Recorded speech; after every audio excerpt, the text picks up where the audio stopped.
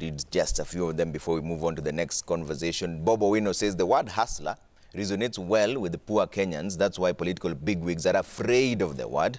It is used mostly by black Americans in the US and there's no violence witnessed there. Mukindia Ireri says, why is it okay to have tribal exaltation to a level where communities fight and yet the lofty fail hustler nation is dangerous? The idea is not to incite the poor against the rich, but to reward the hard work other than the dynasty families. What do you say to that, Honorable Tiende, before we move on to the next subject? Well, just two quick things. A hustler is not a struggler. A hustler is a person who obtains by illicit means, a person who's deceitful, who misrepresents. In a word, it's a thief. A struggler is a person who struggles to change their station in life by lawful means. So when my brother here talks of hustle, I accept if they accept to be called thieves and misrepresenters. But if they mean people who want to struggle and change their station in life, then they've chosen the wrong one. And to respond to that, I think there's a comment that why is it okay to incite tribes and then it's a problem. That's why tribal incitement is actually an offense. And it's expressly restricted in the Constitution. So it is not lawful. Yeah. And this is also equally improper. Now, I think you wanted to come to a different subject. Yes. And maybe we can come to it. The NC leader Musalia Mudavadi and Ford Kenya leader Moses Wetangula now want ODM leader Raila Odinga to support a candidate chosen by the new alliance to run for presidency. It's a very interesting story. First, I think that the four, and they're all my good friends, Gideon Moi, Mudavadi, Wetangula, and Kalonzo. They are generals, but generals require a field marshal. They are generals without a field marshal. In this political warfare, the first thing you must determine is who is your leader. It is okay to flock together and walk together and say we will never leave each other, we will always walk together. But where the rubber meets the road is when it comes to the question, so who will be the leader? That is when Kalonzo will say, I've been vice president and I've been deputy in this NASA, I should be. And Mudavadi will equally say, so have I, I've also been vice president. And the others will lay various claims, you know. Secondly, the main problem that I see is, especially those with whom we were in NASA, they can't make up their minds whether the NASA is dead or not. At all material times for almost 2 years, both Wetangula and Mudavadi said NASA was long dead.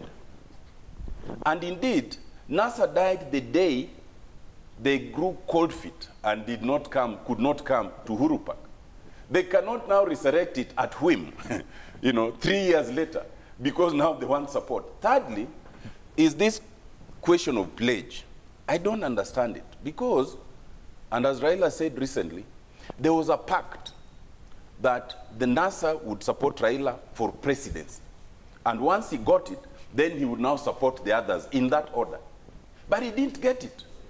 If you pledge to support somebody to achieve a certain purpose and it is not achieved, it is a postponed pledge.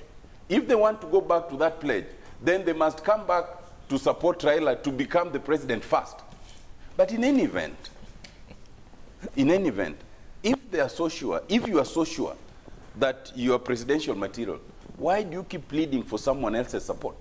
You should go your way and say, okay, now you think that me, I'm going my way, you go your way, let's meet in the ballot, you know? So I really don't understand this, but the last point is this. You must realize that all four have more local problems, okay? My brother Mudavadi and Wetangula come from the same region in the first place, which by definition means they cannot both expect much, by definition. But their issue is complicated further because the other two presidential candidates, Dr. Mukwiza Kitui just declared the other day, and Governor Oparanya has also declared that he's running. So they have very local problems before you come to the national. When it comes to my brother Kalonzo Musyoka, he has problems. His first problem is Governor Mutu here, who has declared that he's also running for president. His other problem is Professor Kibwana, who is also running for president. But he also has splinter groups like Senator Mudama, who are keeping with the deputy president. Gideon Moi, on the other hand, has a bigger problem in his base. He has such a big problem that his own county could not pass the BBI, and now they're in court. So his problem in terms of Rift Valley and, DP Ruto and Honorable Kositani here and others is so big, so that they all have very local problems to deal with before they come to the national platform. Honorable Kositani, this arithmetic that you're hearing, regional arithmetic and postponed pledges, reminds me of the deputy president and the president, yangu kumi, yako kumi. Well, Trevor, the yangu kumi, yako kumi was a statement made by the president, and I don't think William Ruto took it to heart, because he didn't wait to be handed over to by the president. He went on and looked for friends and spread his wings across the country. Coming back to the main subject about the call for Raila to support either of the four, I think first of all, these four should come up with their candidates. Then say, now we have come up with candidates so and so, now Raila supporters. But also, it is not a must for Raila to support them, as Otienda Amolo has said. What is it that they are so scared? Do they feel that they don't have the capacity to run a national campaign, that they need the wings of Raila to ride on, or what? Let them chat their own way forward. From where I sit and the way I see, and when I see even the energy that my good friend Otienda Amolo has and his party leader, Raila is a presidential candidate in 2022. So these four should be prepared to be the third force. William Ruto is a presidential candidate in 2022. Raila is a presidential candidate. One of these four, if they will agree, is a presidential candidate. So let them stop wasting time trying to call for coerce Raila or try and blackmail Raila into supporting them. I think Raila has his own agenda. It is similar. It is actually definitely not rhyming with us. Yeah. So let them come up with their candidate, and I'm sure we shall meet with them at the ballot. Okay, Governor. You know, when I look at these gentlemen, or these characters, we may call them, your competitors. They are my competitors. So let me at least put that on the table. So I get worried, because I look at these people and I wonder, what do they have to give Kenya? Because they represent the past. They represent the problems that we've had in our country. You look at Senator Matangi talked about, and I'm glad he gets time to look out of the window when he's driving, when he's being driven, because you can see the areas with the poor and the rich on opposite sides, which is the face of third world poverty. The gap between the rich and the poor in this country is becoming bigger and bigger. And what the biggest problem is that the gap is not that the gap is very bigger, is that opportunities are less, that only a few people who are connected seem to be making it. When you look at Mudavadi, you look at Gideon Moi, you look at Kalonzo Musyoka, you look at all these gentlemen, they are of the KANU regime. They were there when President Moi was president. They were there when KANU was very powerful. They were there at the height of scandals, such as the Chepkube scandal, the Goldenberg scandal, when our country went to its knees because of corruption, when we had to bring in the IMF for structural adjustment programs. These people are there running finance, running foreign affairs. They have been there when the government was actually ensuring that Kenyans became poorer and poorer. They are part of the problem. All of them, part of the problem. And so, when they start now coming up, because what they do is that during the election time, they come up and they use their tribes as a wager so they can get somewhere. So they're using their tribe affiliations to can get somewhere. So a time has to come as Kenyans, and because we're being laughed at by the rest of the world. I meet people from Europe, people from America, and they laugh at us. They say that you are going to look at a person. This is a person who has served as a minister, has been a person who served as this in a very corrupt system. This is a person with very questionable ideas. This is a person who lacks color. They have no new ideas. They have no track record, and that's something that maybe we should have a show about one time. What is the scorecard? What is the scorecard of Kalonzo Musyoka, Moses Mudavadi, Wetangula? What highway have they constructed? What has Gideon Moi done for the country? What have they done to say that this person actually did something to change the fate of the community, apart from being children of a former minister or being handed over by Mulu Mutisia or the son of a president, or you know what I mean? What are their qualifications? So we look funny to the rest of the world when we continue supporting people really who have no new ideas. We're basically maintaining individuals to live in good life, to have power, and we remain poor. So a time has come for us to say that whether they ask Raila or whatever, all these groups, it's a time for us to have a clean sweep and decide that we are going to change the way things are run into this country, and we be like America. Obama was not voted in because of the village he came from. Obama was voted in as president of the US. Biden was voted in as president. Others were voted in because they were able to resonate with the public on issues and basically on what they will do to change lives based on policy. And that's where we need to educate our people to go. Okay. Wetangi, what do you make of this alliance? Well, Trevor, I would say I think it's a good thing that they're showing us good signs of unity. Unity is a good thing. And them coming from different communities. Watu wameshiba wananga shida na unity. Them coming from across different communities. It's a good show of unity. But I have a consistent problem with some of the utterances they've been making. Yeah. Because then they seem to inflect on them as though they are not sure of what they want to do.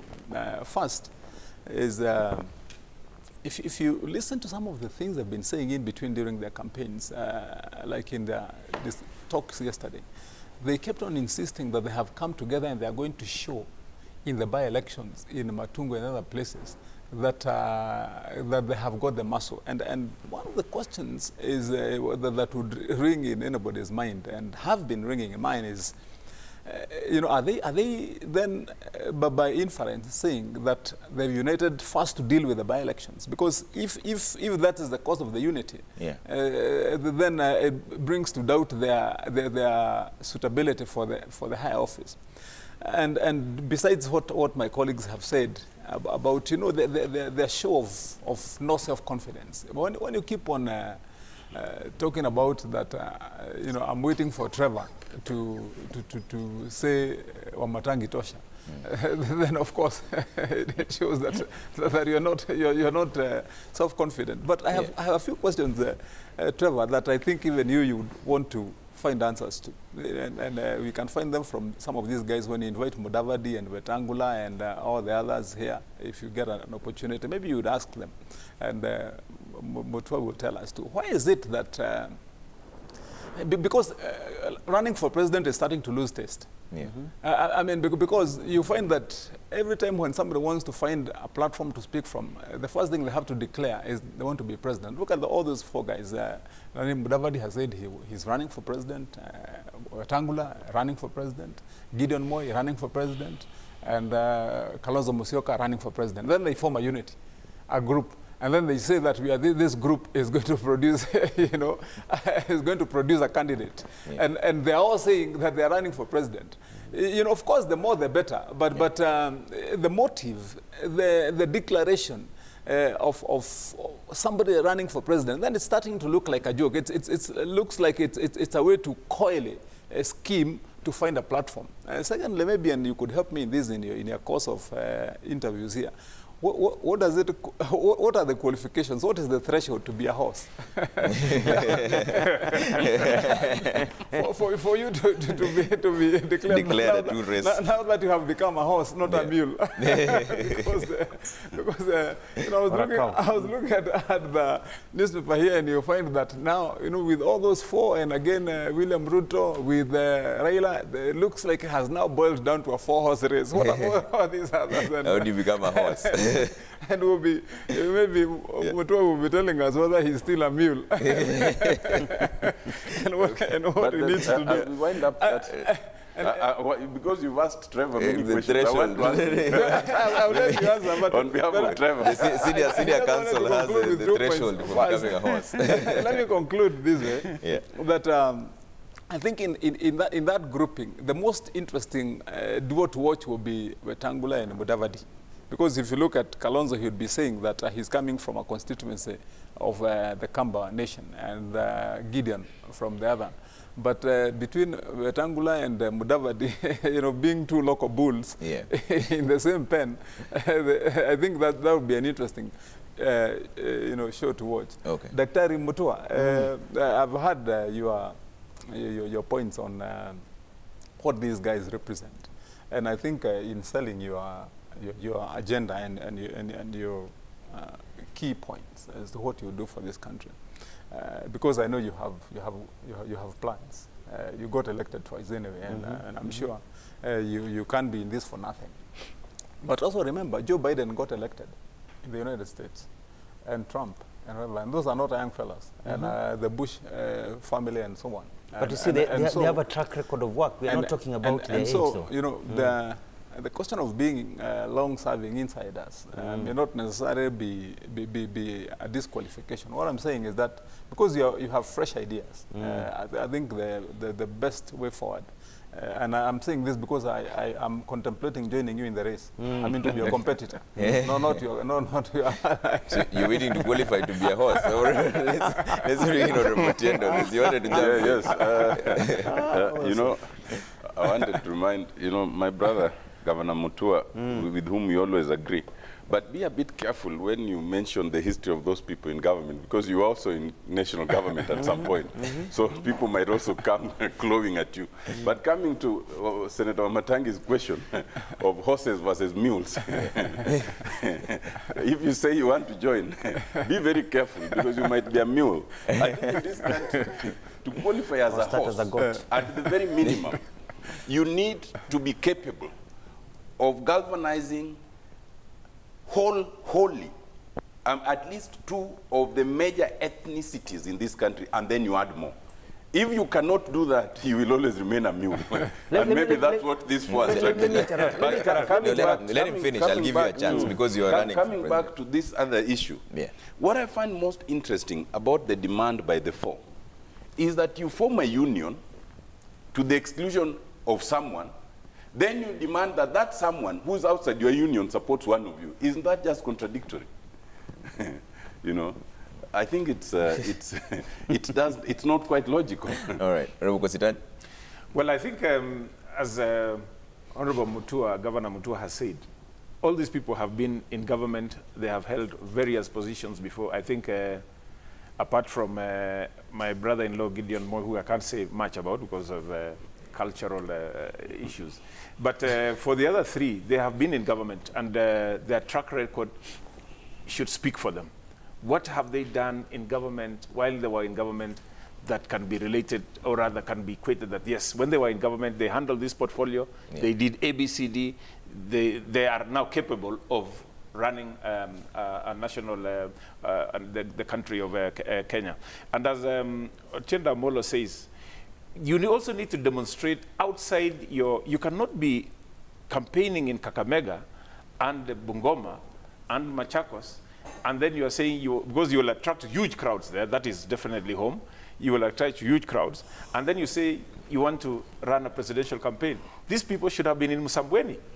They should have been in Msambweni and tested their might there, that they can actually expand their wings outside their ethnic backgrounds. I remember Wiper had a candidate there in Msambweni, but he fizzled out somewhere and came and joined them and supported the independent candidate who we were supporting. So I think going forward, I think we need actually to detribalize our presidential election.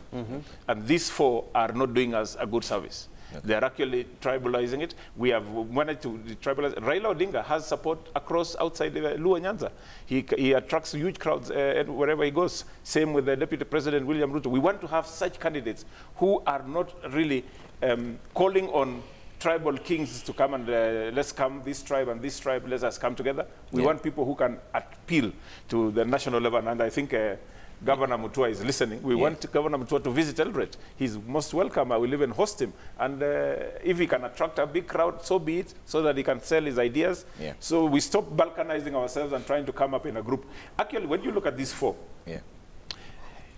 when you say you are going to come up, and all of you, as the Senator said, they've all declared their presidential intentions. None of them have told us what they will do. They're just saying, I'm going to run for president. Now, they meet in a big rally in Kakamega. Instead of giving their policies, they are saying, we're going to come up together because we want to change this country. Yeah. But their change is who is going to be president, who is going to be prime minister, who is going to be what, supposing, assuming that BBI will see the light of day. So I really think the four should, well, let them carry on. Yeah.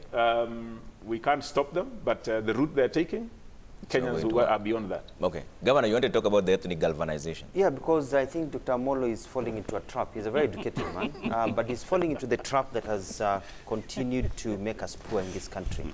Because I do not expect a man of his caliber to still be steering a conversation towards you have to come with your tribe. What is your tribe? Nobody sends a postcard and says to be born a Luo, a Kamba, a Kikuyu, a Meru.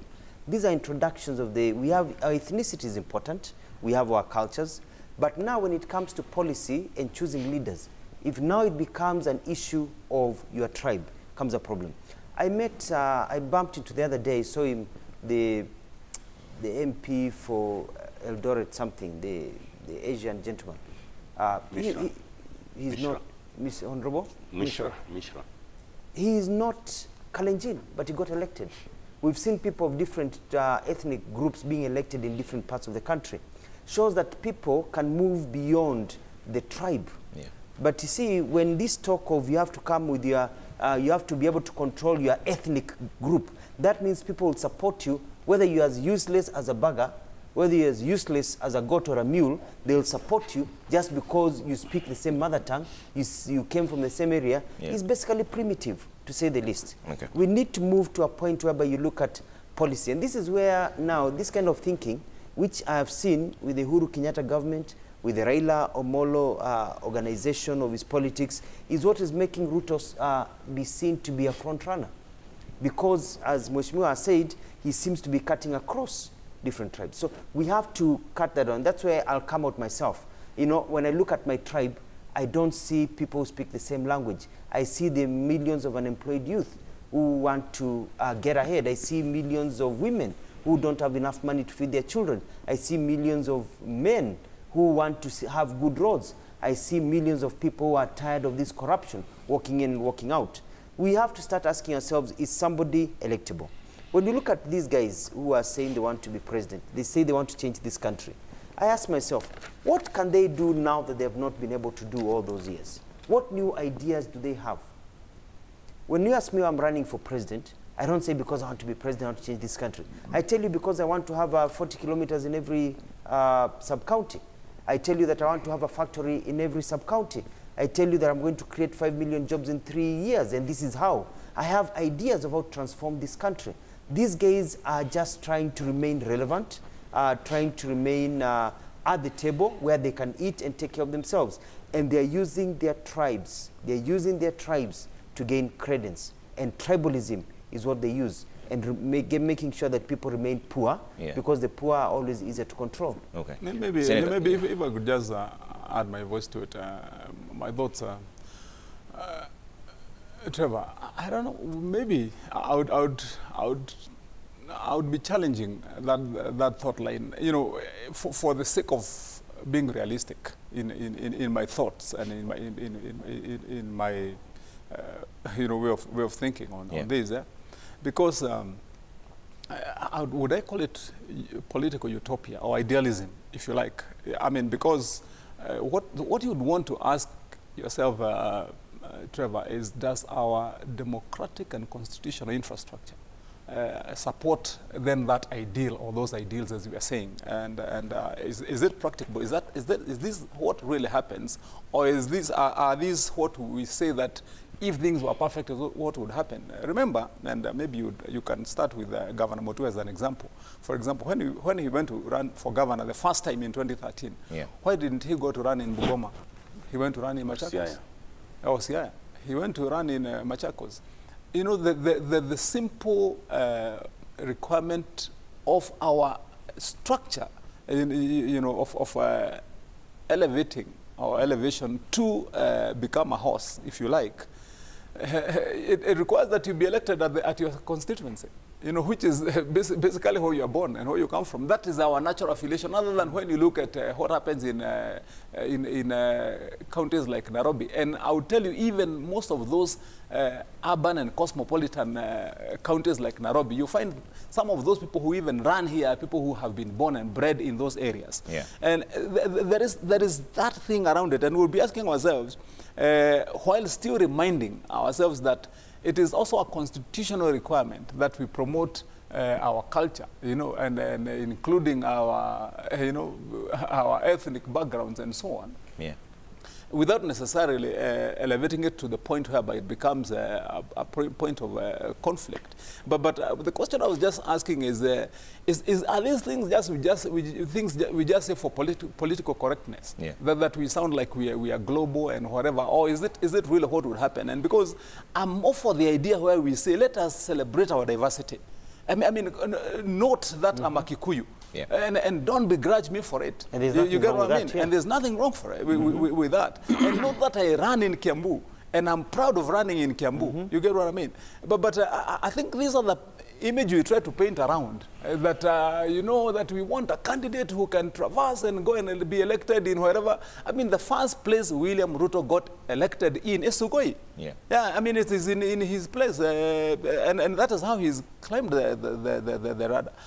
Raila started in Kibera, because this is why he's grown up in Nairobi. The German was born here in Jerusalem and grew up in Nairobi. And this is just how it is. What I think would be promoting, in my view, is let's blend like a nation. Let's be proud of who we are, okay. and let's not begrudge ourselves because he comes from Siaya, he comes from Machakos, yeah. and whatever. And I don't have to go and be elected in Msambweni myself to be a national leader. I can be elected in Kiambu and still be electable. Okay. And, Yeah, but let me respond to you. Wait a minute. I need to respond to you. I want to respond to him. He's the one who started. I need to respond to you. Respond to me, then I respond to you. Yes. But first of all, Senator Mamatang, Raila Amolo Odinga was born in Maseno. In Maseno Hospital, yeah, where I was also born. Grew up so in, yeah, he may have grown up here, but we were all born there. Oh, okay. You know, what Governor Mutua is talking about is utopia, is theory. But they say all politics is local. The reality is that I am now the member of parliament for Arieda. If I went to run in Katiani, there's no way I would be elected member of parliament. Nor would you, Governor Mutua, be the governor of Siaya if you went to run there. That's just the reality. And to acknowledge reality is not to promote tribalism. It is to acknowledge it. Even the Constitution acknowledges it. Since 1963 to 2010, we had the theory that there will be no discrimination based on race, tribe and all those. But the reality is that it still was. So in the 2010 Constitution, we acknowledge the reality. And what the Constitution says is that all these appointments and even in all these positions, there must be a consideration of ethnicity and region. If you were just to take simplicity that it doesn't matter where you come from, how would you comment if we had a cabinet today entirely composed of one ethnicity? What would you comment if you went to the Supreme Court and you find all 7 judges of the Supreme Court are all Luos, for example? You see, you must acknowledge the reality. And to acknowledge the reality is not to be a tribalist. But more importantly, you see, we were defining horses versus mules. The truth is, you can live in political utopia and think that it does not matter, which ethnicity, which region. Then you run. Even Chibule was Sumaren, I think, was living in Kibera. So running is, provided you can pay the money that is required, it is a democratic right. But you remain a mule if you do not acknowledge the political reality. That's just what it is. Okay. Governor Mutua. Let me just, I think there's a reality here. And the reality is that the kind of politics I'm hearing here is the one that is dividing us. But I do agree. Senator Matangi has very good points. He talks about you have to be elected from where you come from. That is not just the reality in Kenya. It's a reality everywhere. If you look at the history of, let's say, what we would consider the most democratic country in the world, the United States, Jimmy Carter was from Georgia. He was a governor of Georgia. even before he became president, because he came from Georgia.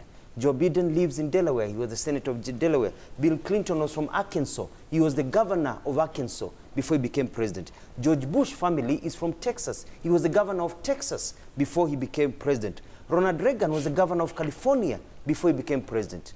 But you find that they came from those areas because you get elected at home first. Yes. But when they ran for president, they did not run on the basis that they were from Delaware, they were from Arkansas, they were from Georgia. So those people, that clan, all voted for him. They didn't. Trump grew up in New York. New York never voted for Donald Trump. Other people did. You look at even the votes that people like Carter got at the Democratic Party. He was not elected by the people of Georgia nationally. You know what I mean? Because they say, yes, you are from here, but nationally, we are looking for the following points. And that's where we need to get as a country. Okay. You don't need to be balkanized, because that kind of argument is dangerous. It means that if you're born of a small tribe, if you come from the Somali tribe, for example, or from the Dorobo, or from a smaller community, then you cannot balkanize a big tribe. Then you will never be president of this country. Let me give you, as I finalize, the former president of Tanzania, Kikwete, is a good friend of mine. I went to see him in Dar es Salaam at one time, and we were talking. And I asked him, what tribe do you come from? And he burst out laughing. He told me he's from Tanga, a very, very small ethnic group, what you would consider the Somali group in this country. But they did not look at him from that he had to galvanize his tribe first. Do you even know what tribe that Magufuli comes from? The Tanzanians don't talk about tribe, they talk about the individual. So you can come from a small tribe, as long as you're an individual who loves your country and you have the potential to lead the country, you are elected. So this mentality that you have to first work on your tribe and ethnic balkanization, as if that is the way, the order of the day all over the world, is basically primitive thinking. We have to really get away from that. Nasija kutukana, my friend, you're my friend. But you know what I mean? Because Tanzania is a good example. If Kikwete was Kenya, you'd say you come from a small tribe, you can never be, because you have to first balkanize the whole of your tribe, get many numbers, unalete nindi kwa meza, based on your tribe. Okay. You know, the voter, and also, he came from his, you know, one thing, the other thing is the religion issue. I was in Tanzania once, and I met a lady who was about to get married. And she was fasting. And I asked her, why are you fasting? She said her fiancé is a Muslim, but she's a Christian. So she's fasting because they fast together.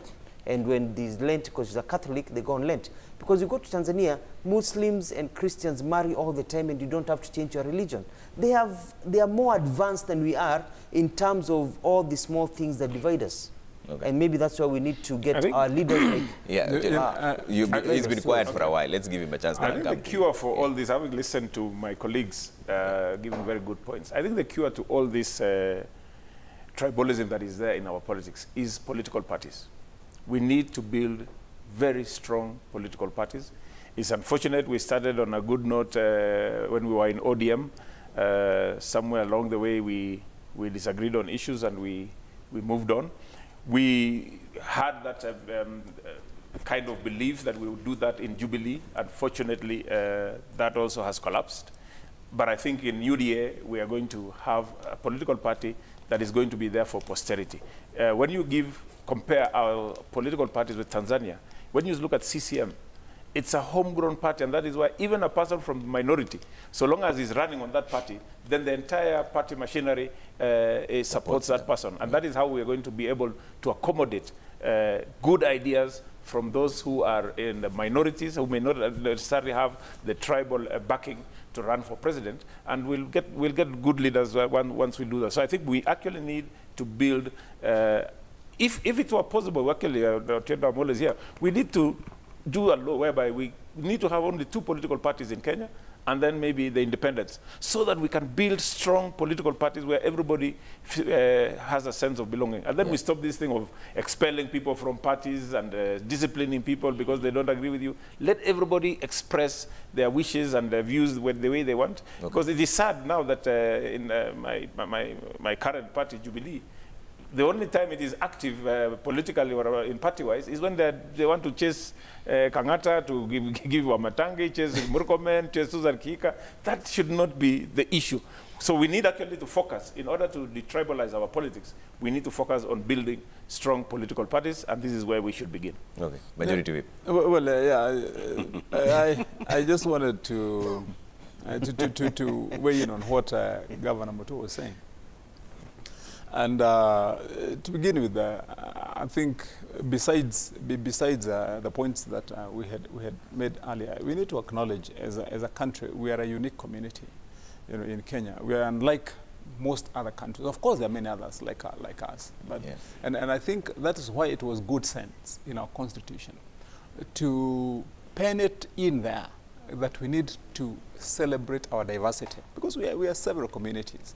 And I hear Governor Mutua has done very good homework in reading about all the governors who became presidents. Because they make the best leaders. Because they understand how things and work. I'm sure you must have known, you have noted with exception, that he did not even acknowledge even the most recent Barack Obama, who was a senator who became president. But that only shows you his line of thinking, which is a good thing, because it's in pursuit of his dreams. However, Trevor, I would say this to many of our Kenyans who are listening to us, and to Governor Mutua. You need to, for example, go to Marsabit, visit them when they have a cultural festival, and see what we mean by diversity, and the essence and importance of preserving it, because every community comes there with their colors of red and blue and whatever you, and their stripes, and they showcase where they have come from, what their values are, what they believe in, what they are proud of, what their children should emulate. That is how it is. That is the diversity we are talking about, and you can't kill it. You can't kill it. You cannot kill it. Neither can you derogate it. I mean, what you do is promote it, accept it, love it, and make it gel with the others, and say it is okay. And because you have to be born somewhere and start somewhere, if where you have started is right there where you are born, because those are the realities, Governor Mutua. It's not about primitivity. You're not primitive to have been born in Machakos. That's where you're born. You get what I mean? This is where you found yourself. You were born there. These are the cultures that you emulated and loved when you were a kid, and so you have grown in them and you glorify them to the rest of the nation. And you love me, Trevor, and accept me because of who I am and who you are. And that is the kind of nation that we'll be building. But I would want to summarize it by still insisting on the point that I made. If we do not promote that, and then we want to sell a utopian idea, whereby you'd be saying that once you rise here, don't even talk about where you came from, and forget about your cultures, and now pretend to be a global citizen, and you traverse the whole country. That will not work for us. That's why we have talked about tribalism for all the 50 years that we've been independent. Let us acknowledge what this new constitution of 2010 has promoted and shown us to do, that we can be happy, we can be proud of our differences in either ethnic or cultural backgrounds, and still be Kenyans. All right. I'm not living in utopia. It's very, Let it go round. Can I just make my point? Hold on one and second. the point is this. We celebrate our cultures. And celebration of cultures and diversity, like they do in South Africa, the Rainbow Nation and everything, is very important. When I say that we need to look, when you look into politics, do not just choose somebody because they are from your tribe. You look at their qualities. I am not saying do not celebrate your culture. I love my culture. I love many aspects of my culture, if not all of them. And you love your culture. And it is this diversity that is good. We celebrate our diversity. But just like in Tanzania, the Sukumas, the Nyamwezis, they have their cultures. The Chagas have their cultures. But when it comes to electing their president, they don't go into the bandwagon. And I agree with Mheshimiwa here about political ideology. They don't go into the bandwagon of this is your tribe. Because they say your culture is your culture. But what does that have to do with you being a good leader? So they choose leadership on the prism. They choose leadership from the lens of ability. The person who is able to unite the country and also bring development. Not the person who comes from a tribe that seems to be a bigger tribe than others. It's about fairness. Now, tribalism is when you use your ethnicity to only advantage those of your ethnic group to the exclusion of others. It is a negative aspect. It is not when you celebrate your origins and your cultures and your practices without excluding or disadvantaging others. Here, here. And therefore, the aspect of recognizing the reality that the reality of this country is that to be a serious presidential candidate, you need to gain the support of at least some of the major ethnicities or regions. The words used are both ethnicities and or regions. It's not tribalism, it's just the reality. In the history of this country, there is no single president or anyone who has come close to presidency without gaining a significant support of those regions. And the word we used, the word I used is not that you must come from there. It is gaining the support. You can come from the smallest of tribes. And even in Nigeria as an example, because Nigeria is divided largely along the north and south. But some of their presidents, although like they would come from the south, but you find that their political support is in the north. And that's just the reality. It's not tribalism. You see, like you are giving the example of my brother Mishra, and it's across the board. My brother Mishra is a Kenyan of Asian origin, elected in Eldoret. Up in Meru, there's also another brother. For us in Kisumu, my brother Shakil Shabir is now a third-term MP. Before that, he was mayor. So it's not about, it's gaining the support. Now, to give the Tanzanian example, is escapism, Governor Mutua.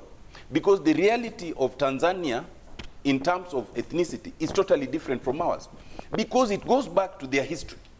It's not just in politics that they would not care where you come from. It's even in terms of ordinary appointments. But our unfortunate history is that from inception of this country, it made it clear that those who get power then advantage their ethnicities.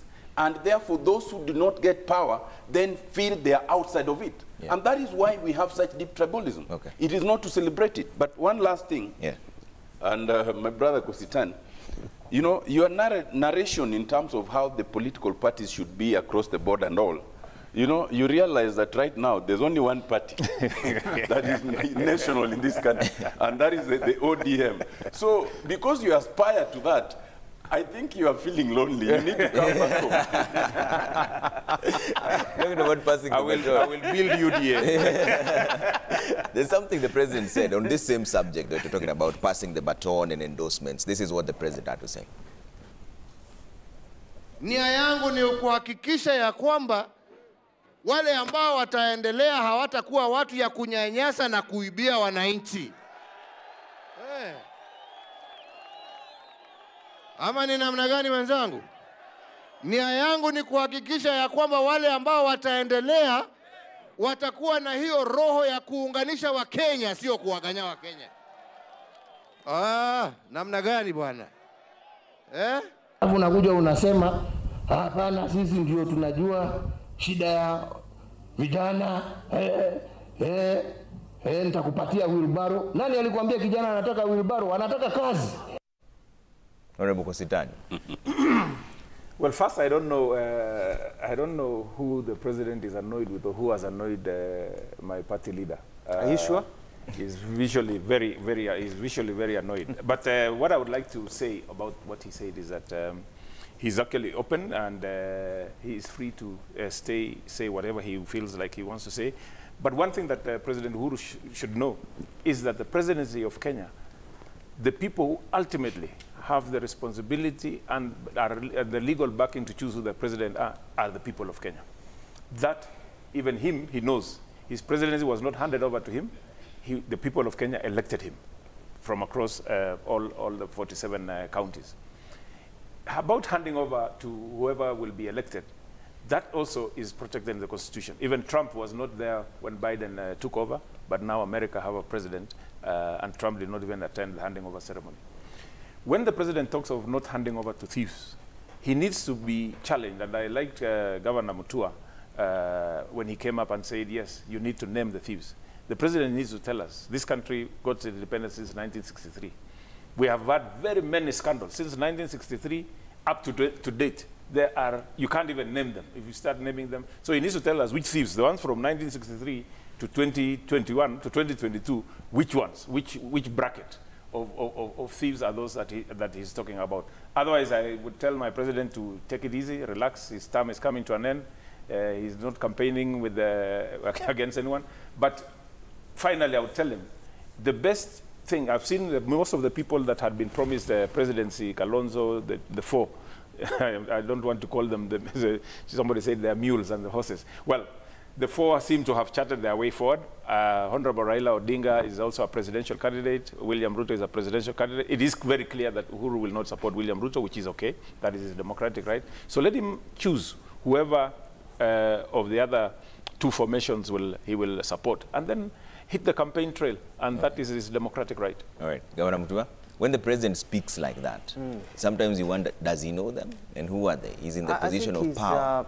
You know, the president has suffered from rebellion from within. I used to say a long time ago that the president was like the pilot of a ship, and he's rowing the boat, but yet the people in the boat, who are his people, are digging and they are trying to flood the boat. So he has to stop rowing to come back and try to remove the water from the boat so they don't all sink.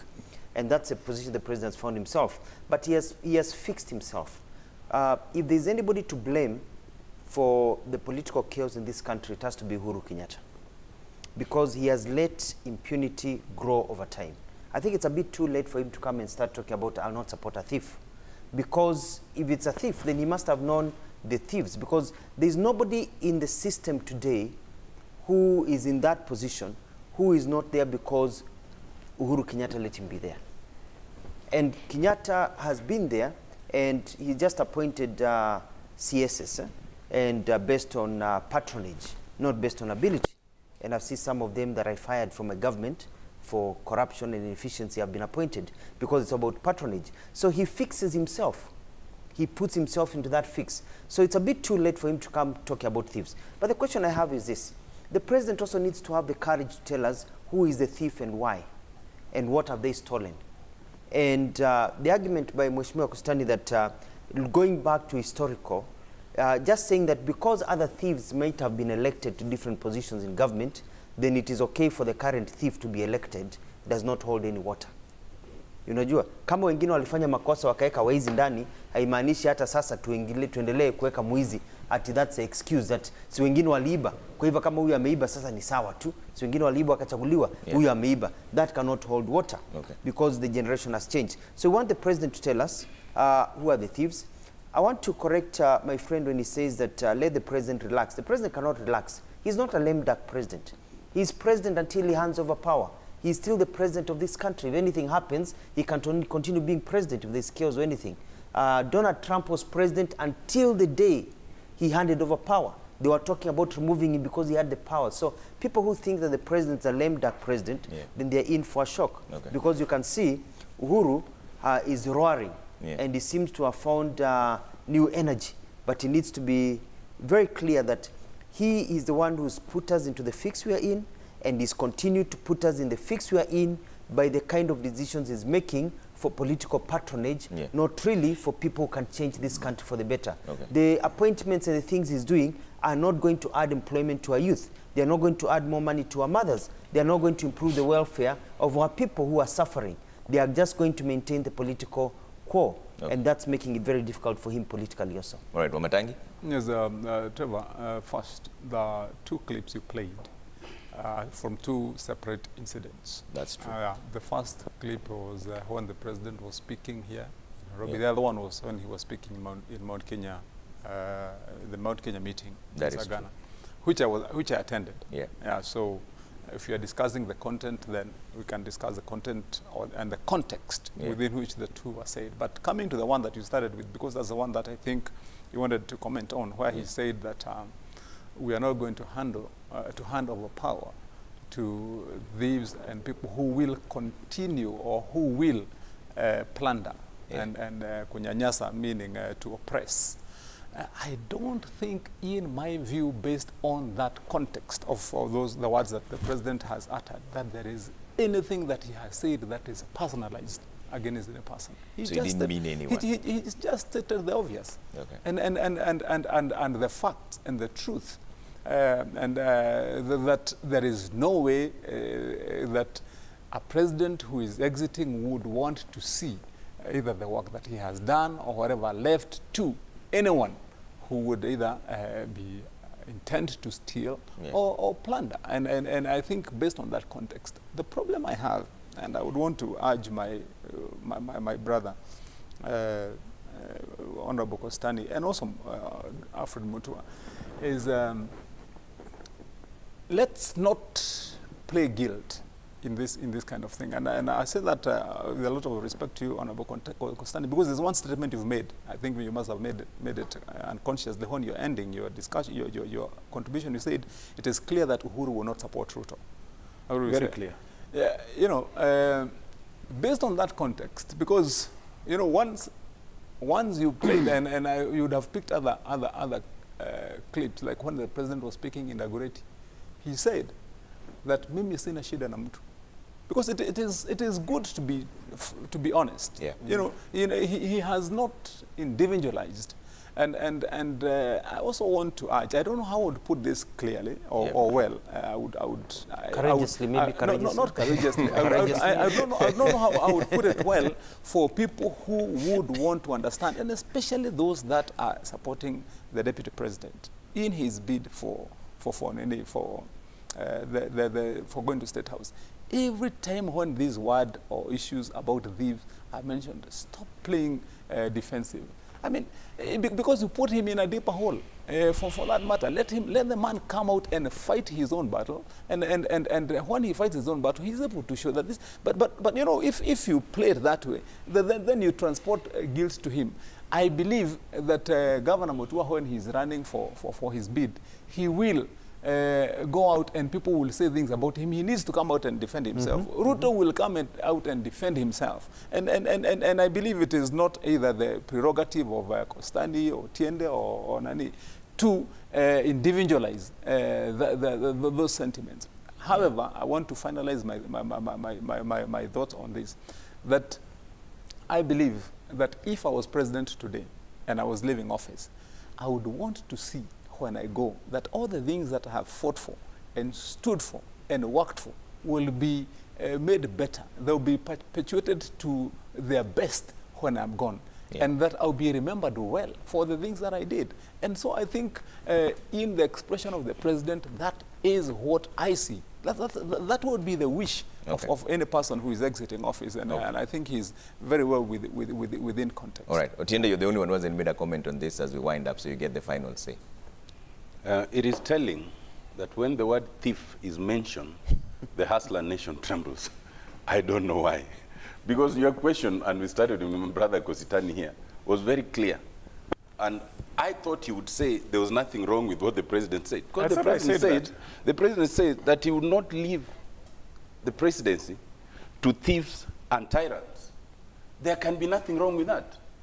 But however, if today you went in the middle of Washington, D.C., and asked a crowd, who is the chief resurrectionist and racist in the U.S., most likely they will tell you who it is.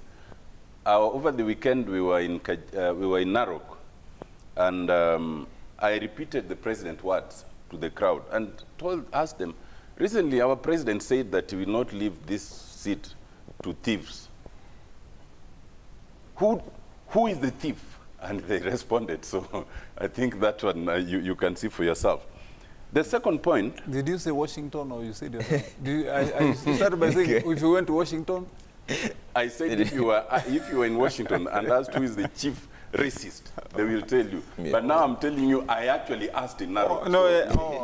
Look for the Narok one, not the Washington one. Now the second one, the second bit is about, I think that it is right. There is no one who can say that we want a president who is a thief and an oppressor. I mean, across the board. We can start debating who it is, who it's not, and all that. But so there's nothing wrong with what the president said there. The second clip, which I think, talking about wheelbarrows, again, the president was right, and we've explained that here. Yeah. My brother, Kositani, is here. You cannot empower the youth or even the disadvantaged by giving them wheelbarrows. If you are truly of that idea, what you'd be saying is, our policy of empowerment is this, and this is how we want it captured in the Constitution. Our policy that can be captured in legislation is this, and in terms of administrative measures, it's this. But to go and give a wheelbarrow does not empower anyone. On the contrary, the empowerment tools are what, and we can go through them. They are contained in the current constitution and also in the BBI. Yeah. I think, did you say we wind up? I really have to finish now. Subject? This is it, gentlemen. Okay. Thank you so much for making time. I know you all want to respond, but you will not take 30 seconds. 10 seconds. Can we have final comments? This is it. People now who feed their families yes. because they own a wheelbarrow.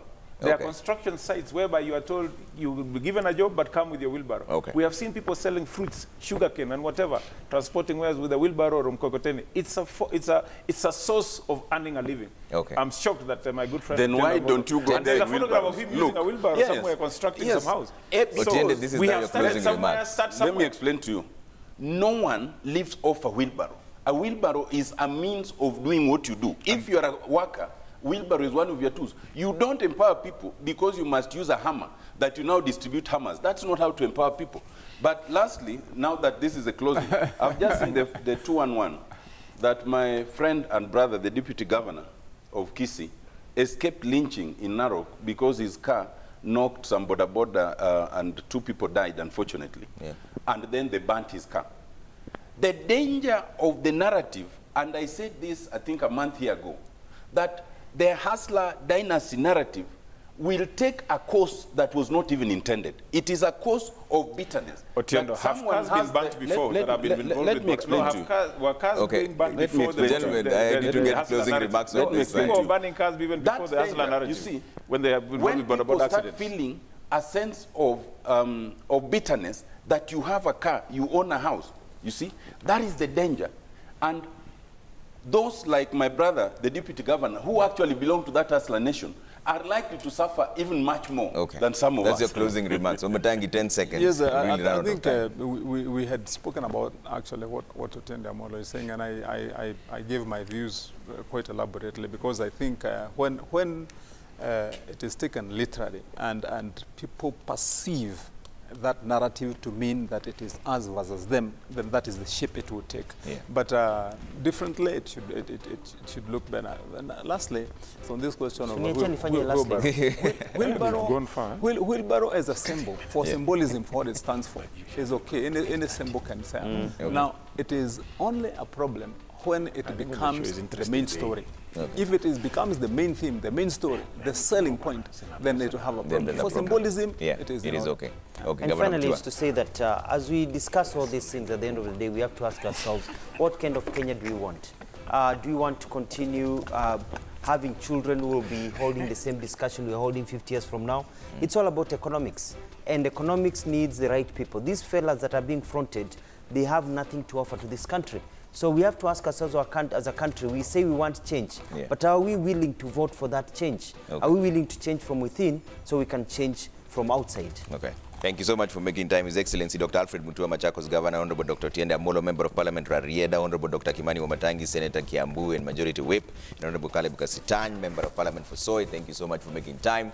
That's all the time we have for State of the Nation. We'll do this again next Thursday. Bye for now. We're taking a quick break. We'll be back with much more.